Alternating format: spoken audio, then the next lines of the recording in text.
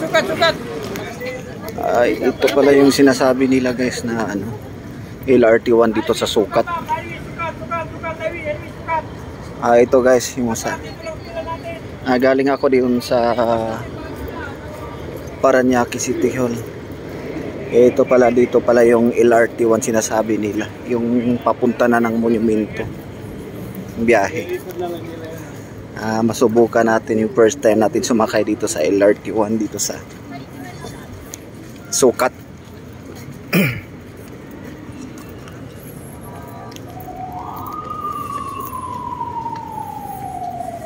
Talagang mabilis na ang biyahe. Kaya sumakay ka ng ano, magji-jeep ka lang. Ito guys, dito pala yon, malapit sa SM Sukat. Malapit sa SM Sukat yung LRT sinasabi nila, LRT station Sukat.